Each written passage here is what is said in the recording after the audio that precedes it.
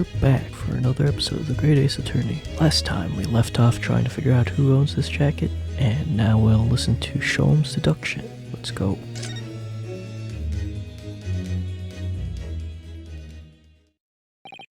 Well, Miss Lestrade, it would appear you find yourself in something of a predicament.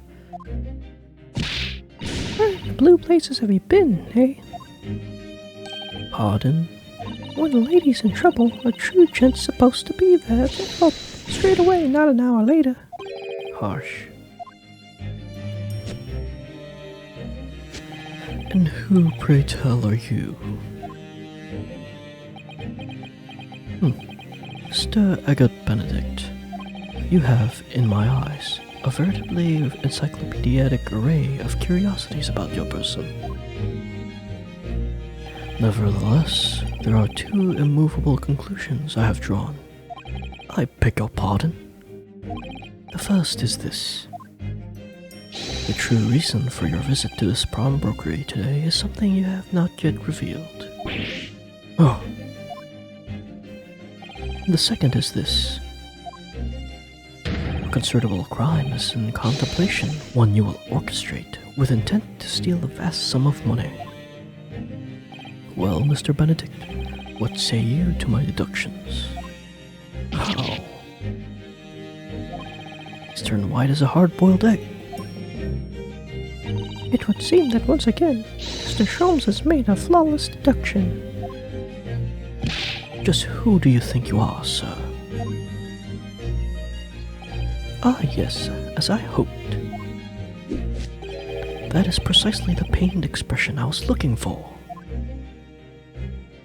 Deduction time. So, shall we begin? The time has come for yet another Sherlock Sholmes Logic and Reasoning Spectacular. Hey. Mystery Man's aim. First of all, we must ask ourselves on what business you ventured to this pawnbrokery today. You claim to have followed this pickpocket here, having had the redemption ticket stolen from you on the street. But that is most certainly a lie. The real truth is something quite different. As revealed by that which you hold in your hand. Yes, what brought you to this shop in the first place is the staff recruitment flyer. What? The piece of paper in your hands is a staff wanted advertisement from this very shop.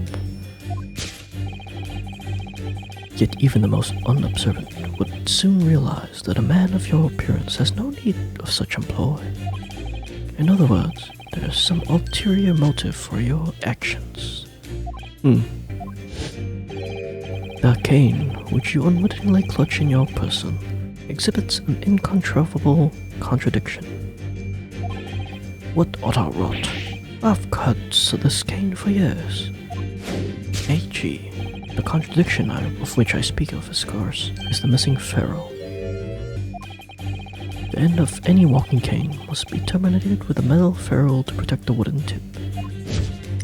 And yet the detailed analysis shows the wooden tip of this stick to be utterly bare. Therefore, there is only one conclusion. The rod you hold in your hand, which appears to be a walking cane, is in fact no cane at all. Huh?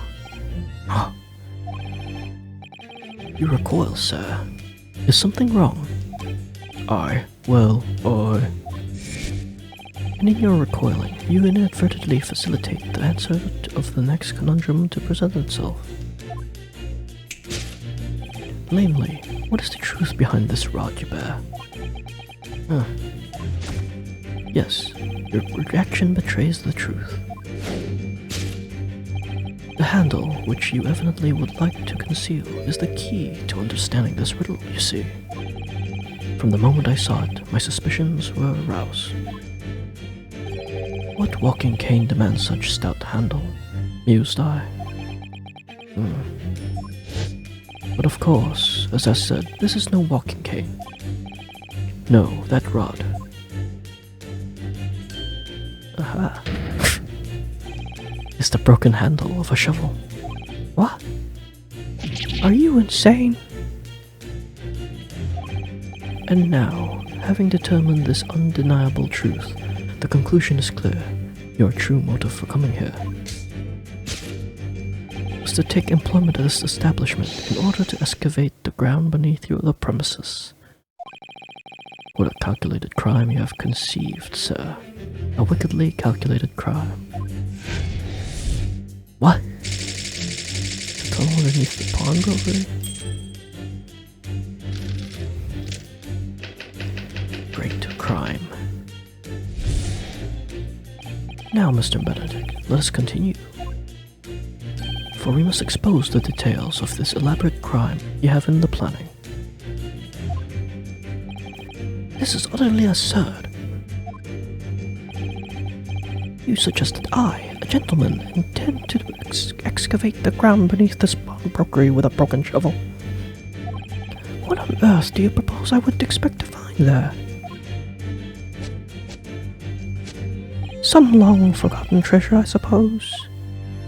Say, for such a fanciful theory, what possible reason could I have to do as you say? Oh, but there's ample reason. As you are only too well aware, Mr. Benedict. Ah, and your furtive glance is more telling than I could have hoped. What? Let us consider what would motivate a man to infiltrate a shop such as this, and covertly dig beneath its floor. The answer is revealed by the council notice on the counter to which your eyes were inadvertently drawn. This letter gives notice of public works to be carried out in the local area. And according to the enclosed plan of the upcoming sewerage works, beneath this shop runs a sewer that adjoins another, one that runs under the bank on the opposite side of the road. This Baptist has entered the sewers now, has it? By excavating the ground beneath our feet, you would gain access to the waterway that flows in very close proximity to the great vault of the financial institution opposite. What are you? In summary, sir, you devised a master plan to pull off an elaborate bank robbery by dint of the underground tunnels. Master plan? Which brings us at last to the final chapter of this lurid scheme. With what plunder did the thief hope to make off from the underground vault of the bank? Are you quite serious? Having consulted with Scotland Yard 7 days ago, I happen to know the answer. But naturally, the answer is no secret to you, is it, Mr. Benedict? I have no idea what you're talking about. Allow me to present a rather interesting piece of evidence. You see, this pictured postcard tells us all we need to know. Postcard of the Great Exhibition? I'm afraid you've quite lost me. Currently, in the final stages of preparation, the Great Exhibition will soon be underway. And the government has provided extra funds to complete the centerpiece, the Crystal Tower. Funds that currently sit in the vault of the bank, on the other side of this road. Pardon? Yes, the considerable crime you have been contemplating is the theft of that which sits in the vault of the bank, the special reserve funds for the Great Exhibition. Of course, that is top secret police information, so keep it under your hat, please. You just gave it away to everyone. To steal the Great Exhibition's reserve funds. Thus conclude Herlock Sholmes' Great Deduction of the pawnbrokering puzzle. You just released classified information. Mr. Sholmes? Well, Mr. Naruhodo, an impressively upbeat deduction for a detective racked with loneliness, would you not agree? Was it true what you said about the bank over the road and what it has in its vault? Indeed, though few know of its existence, it is one of the government's most closely guarded secrets. Gregson told me in the strictest of confidence. But you just announced it to everyone here. Rather loudly, in fact. Aha! And if it's such a big secret, how would Mr. Benedict have come to find out about it? There can be but one explanation for that. Clearly it's because the man is a criminal.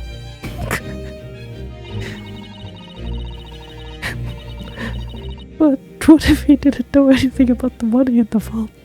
If he's a criminal, as you said, then buying a brand new shovel is sure to be the first thing he does now that you've revealed the secret. Oh. Or if he doesn't, maybe Mr. Windybank will. He already has plenty of shovels here after all. On my life, I assure you I'm not so unscrupulous. Well, hopefully this has taught you a valuable lesson. Sensitive information must be handled with the utmost of care.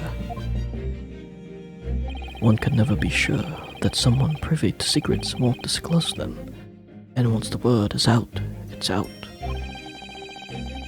Perhaps I'll think twice before confiding in you next time, Mr. Sholmes. An excellent idea, Mr. Naruto. An excellent idea. Well then, Mr. Naruto, you know what to do, I'm sure. Yes, let's listen to the Great Deduction again and see if we can massage it into shape. Very well then, let us start once more from the beginning. Of Herlock Sholmes' magnificent logic and reasoning spectacular.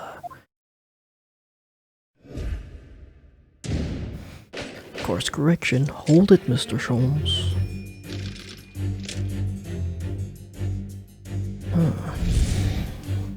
First of all, we must ask ourselves on what business you ventured to this pawnbrokery today.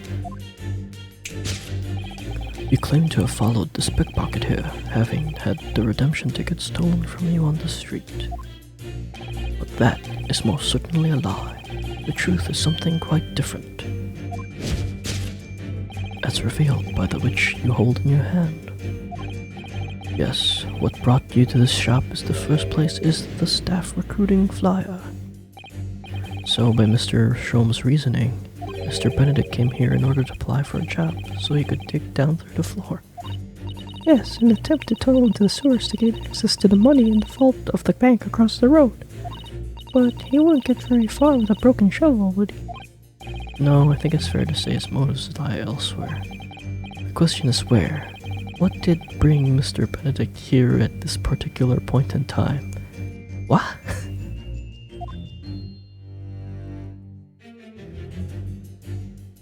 Whoa. Interesting. Oh, look at all the scribbled notes on the back of the flyer here. I don't believe it. What is it? Listen to what it says. Name, Gina Lestrade. Height, 5'2". Green cap, scruffy waistcoat, grubby white shirt, blue satchel, ragged. It's a detailed description of Miss Lestrade. Goodness. There's even a sketch of her, hat and all. Although, if he showed it to her, she'd fire that smoke grenade launcher in his face for sure. And look, the details of the shop have been written down here too. Windybank's Pawnbrokery, Baker Street, redemption deadline 15th of April. Which is today's date. Why would Mr. Benedict have all that information scrawled on the back of that piece of paper? Take that! Sneaky. Yes, what brought you to this shop here in the first place is the info about Miss Lestrade. Quite so, my dear fellow. It would appear that the writing and sketch on the reverse of the flyer pertain the pickpocket, Miss Lestrade, and to Mr. Windybank's pawnbrokery here. Oh. You originally told us that that you had merely given chase after Miss Lestrade stole the redemption ticket from you. But that, sir, is a thinly veiled lie. It is the information on the back of the flyer that led you here today, by which I mean here to win the bank's pawnbrokery, and today the redemption deadline of that overcoat. So you waited outside for the young girl matching the description you have written down to arrive. You have gone to some lengths to hide the reason for your pursuit of Miss Lestrade. In other words, there is some ulterior motive for your actions. The cane, which you unwittingly clutch in your person, exhibits an uncontrollable contradiction. What utter rot! I've had this cane for years. The contradiction, which I speak of course, is the missing ferrule. What's a ferrule? It's a metal cap commonly found at the end of a cane, Mr. Naruhodo. Ah, the bit that makes the nice clacking sound on the pavement? Yes, exactly. And Mr. Sholmes is right. It appears to be missing on this cane. But it doesn't actually look broken, does it?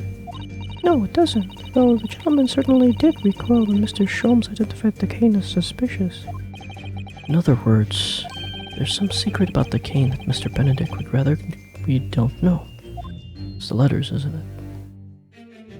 But I want to try something else, just in case.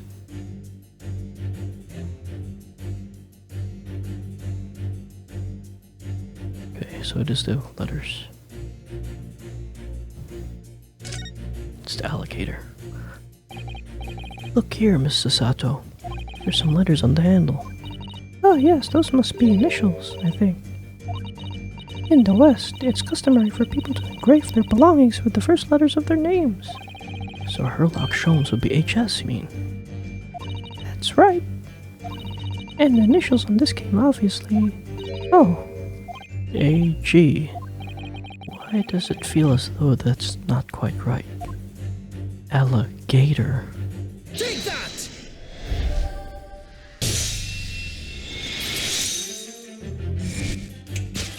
The contradiction of which I speak is, of course, the initialing. A most astute observation, wouldn't you say, Mr. Eggert Benedict? You're led to believe, sir, that your initials are EB. Yet in the most possessive manner, you have in your grasp a cane bearing the initials AG. An incontrovertible contradiction indeed, would you not agree? No, in fact you're wrong. This cane is... You said before that you had that cane for years. So don't try to tell us you just borrowed it from a friend, or found it in the park. In short, though you hold yourself to be a gentleman, you have withheld your true name.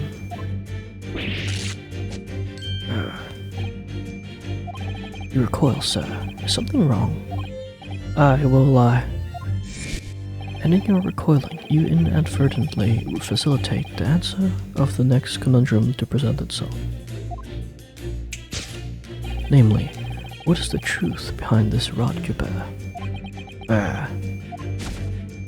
Yes, your reaction betrays the truth. The handle, which you evidently would like to conceal, is the key to understanding this riddle, you see. Let's consider the bare bones of what's happened here. Miss Lestrade redeemed that fine-looking overcoat, and now a mysterious man has appeared introducing himself with a fake name, and claiming that overcoat belongs to him. But we know that he actually identified Miss Lestrade from a written description, which suggests that everything else he told us is untrue. So what we need to do here is somehow prove that the overcoat cannot possibly belong to him.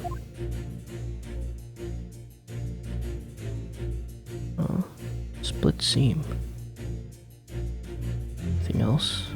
Guess it's the split seam. Oh, the seam on the shoulder is coming apart, look! So it is. You know, a moment ago when Mr. Benedict was surprised by something that was said, I thought I heard him make a rather strange noise. It sounded a bit like a tiny growl.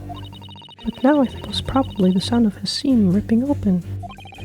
If you look closely, it does seem to be a very tight fit. The sleeves are stretched to bursting, and he wouldn't have a hope of fastening it at the front.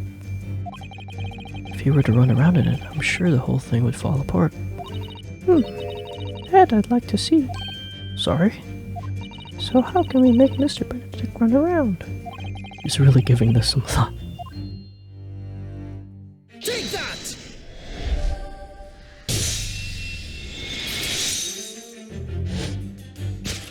The split seam, which you evidently would like to conceal, is the key to understanding this riddle, you see. Ah! Yes, because the overcoat is rather obviously a poor fit. Having forced it over your broad shoulders, the seam is already breaking apart. My suspicions were aroused from the outset. Was it? When you so baldly lied about your name, so boldly waylaid this pickpocket. Ah. This catalogue of untruths have fallen for one very specific purpose.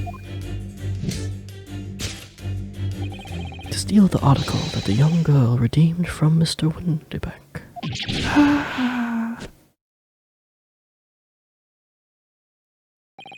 What really irks me is this. The considerable crime I initially imagined has been considerably curtailed.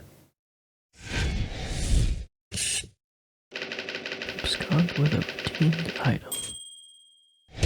Solved.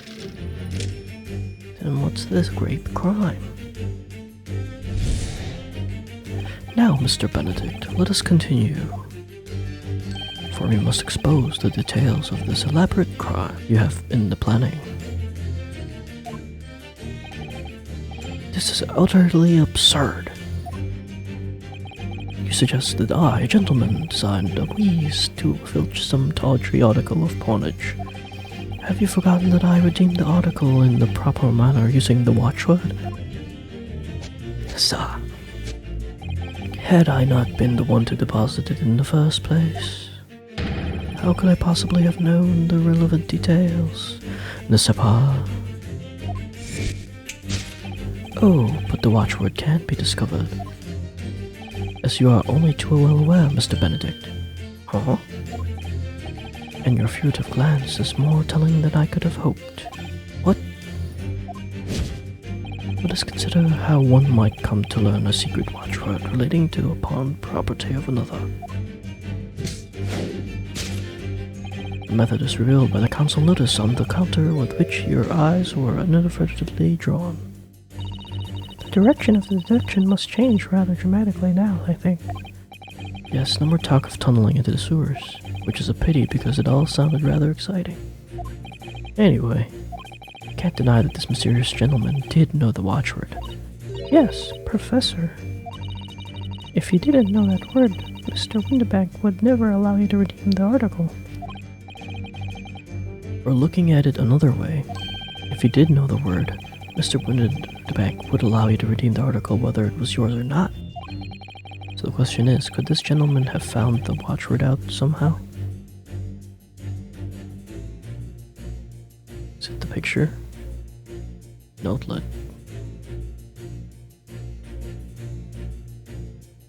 What was this?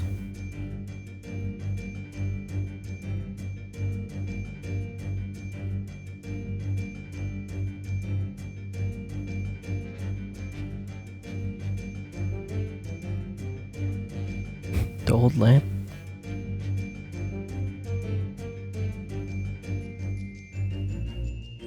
Assuming it's a notelet. Oh, I want to look at him. Old lamp. This looks to be quite an old lamp. But it's quite obviously been well looked after, and there's oil in it too. In other words, it's still in use.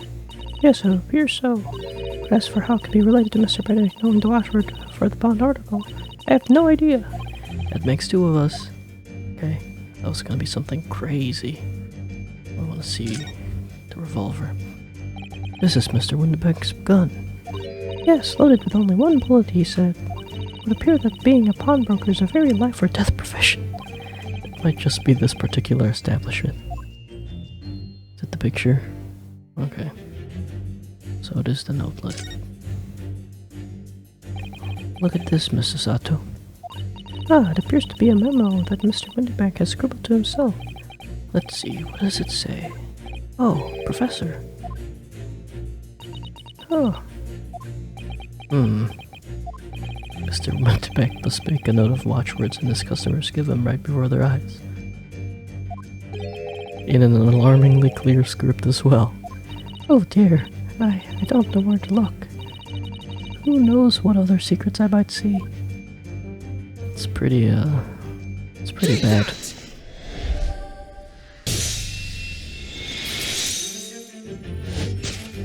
The method is revealed by the notelet on the counter to which your eyes were inadvertently drawn. Yes, the broker here follows the same procedure whenever a customer comes to redeem an article. He asks the customer for the watchword and notes down the response uttered on an outlet he has to hand. Then he consults his ledger and confirms whether or not the watchword matches that of the article in question. I would expect nothing less of a diligent pawnbroker. But his diligence clearly has its disadvantages. What are you talking about? It is increasingly apparent that you were present in this shop before your accusation against Miss Lestrade. In all likelihood, you followed her inside and had observed her talking to Mr. Windibank. When the diligent broker made a note of the watchword, as is his common practice, you observed him writing the word Professor on the notelet beside the ledger. And that, sir, is the master plan you devised to steal the pawned article from the young Miss Lestrade. Master plan? Which brings us to the last final chapter of this lurid scheme. Why would you go to such lengths to redeem that particular article from this pawnbroker? Are you quite serious? For an ill-fitting overcoat hardly seems to justify the effort, much less a worthless music box disc. But naturally, you had very good reason to make them yours, didn't you, Mr. Benedict? I have no idea what you're talking about. Allow me to present a rather interesting piece of evidence. You see, this picture postcard tells us all we need to know. The articles we're talking about are the overcoat and the music box disc that was in one of the pockets. Which, according to Mr. Windibank, isn't even worth a penny. Yet this man went to such lengths to steal them. Why? I wonder if perhaps we already have the evidence we need to explain it, Mr. Naruto. Could we, really? I'd better have a look through all the evidence we've collected so far. I forgot to look at this. That's good. What? I'm gonna look at the blood. Look at all these little bumps on the disc. They're so tiny. Yes, the protrusions are called pins, and they plucked the teeth of the comb to make notes. And just on the edge there's a small amount of blood. Yes, the blood of the mysterious Mr. Eggert Benedict. When Miss Lestrade tried to grab the disc from him, the pin scratched his fingers, it seems. Like when you're grating some daikon radish and accidentally catch your fingers. Ouch, just thinking about it hurts. It puts me off eating radish. Now let's see. For McGilded. Oh. Oh, there's a little scrap of paper stuck on the reverse side of the disc. Look! And a scribbled word or two. Looks like somebody's name. Or McGilded. McGilded? It couldn't be. But it is, Mr. Naruto. A name I shall never forget for as long as I live. But why? Why is his name on this?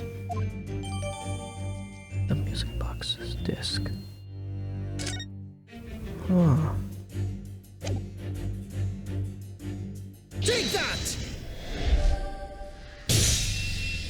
Well, that's weird. You see, this music box disc tells us all we need to know.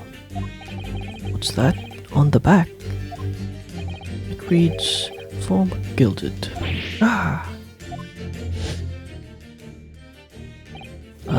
Mr. Magnus McGilted, the unfortunate philanthropist who perished in curious circumstances at the Old Bailey 2 months ago. A prominent man in London, though his lone-mongering demonstrated a distinct lack of scruples. So, you're an associate of his, are you? Or perhaps a subordinate?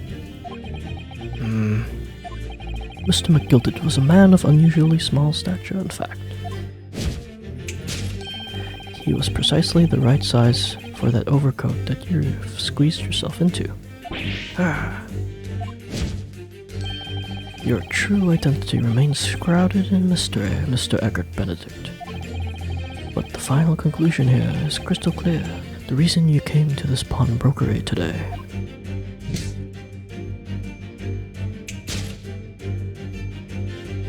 was to retrieve the article left behind by the late Magnus McGilted. Yes.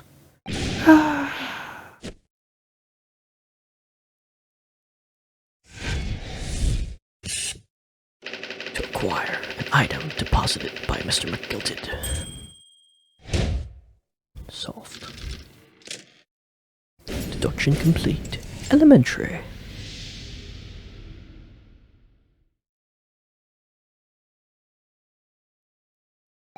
Well, Mr. Magnus McGilted. Not a name I expected to hear in these circumstances. Mr. Sholmes, I'm afraid there's something very troubling on my mind. Pray tell, Miss Sasato. Well, according to what Mr. Windeback told us earlier, today was the final day on which the coat could have been redeemed, was it not? Yes, ma'am, that is correct. Today would be precisely 2 months since it was first deposited. Well, today's April 15th, so 2 months ago today would have been the 15th of February, sir. That's right. It's all carefully recorded in my ledger. Deposited at 10:30 p.m., I say. What? But that suggests... Yes, 15th of February. It's precisely the day on which the omnibus murder took place. And 10:30 in the evening is precisely the time at which the terrible events were unfolding. Suggestive is not the word. It would seem the matter is entirely beyond coincidence.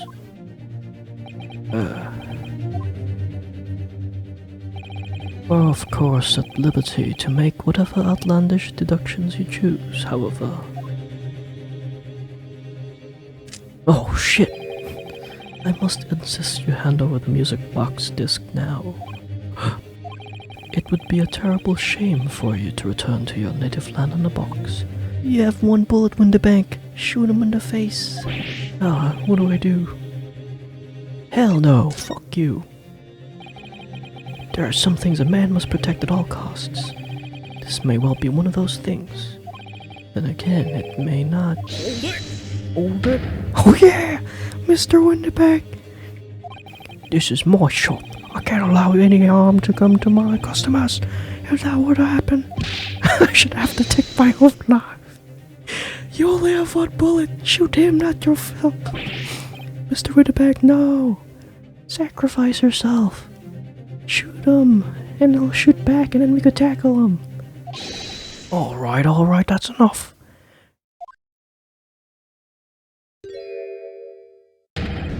Inspector Gregg said.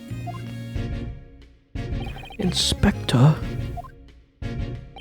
That's right, sunshine. The alarm was raised on one of our dedicated emergency lines. So we got here as fast as we could. Now what's all this about, eh? Oh, praise be, you're here at last. I was moments away from forfeiting my own life in my very own establishment.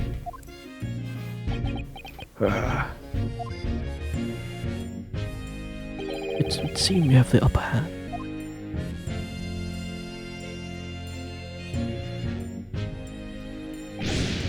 Right, you lot have some explaining to do. I don't appreciate being bothered with some petty argy-bargy. Petty? Mr. Winterbeck fairly nearly met his end. Yeah, by his own gun as far as I can tell. Oh dear. And the whole of Britain could meet with its end if I don't get to the bottom of this case I'm supposed to be working on. What? What on earth is this case, Inspector? Spare no detail, Gregson. I might have said a little too much. No matter. It's nothing to do with you lot. Anyway, sir, you're gonna have to come with me down to the station. But of course, Inspector. Oh! He's getting away! Shoot him! Get after him, lads! Whistle the beat officer too! Sir! That spin, though. There's been a spate of thefts at pawn shops around here recently, so we fitted emergency buttons underneath the counters for brokers to let us know when there's trouble. Oh, Inspector, I was very worried there for a while. Very worried indeed. Now then, Mr. Permanently in the morning. Oh, yes? I'll be taking whatever it says of Mr. McGilda down to the yard, thank you very much. So I hand it over. Oh yes, of course. What? No, don't give it to him. It's mine, that is, mine. I'm sorry, miss. But anything belonging to McGilda has to be taken in as evidence now. As evidence? If the police demand something as evidence, my dear fellow, we have no choice but to capitulate. It's all yours, Inspector. At least rip off the note. I want to know what the note says. And so we handed Mr. McGilder's disc over to Inspector Gregson, and we were summarily turfed out of the shop and onto the street.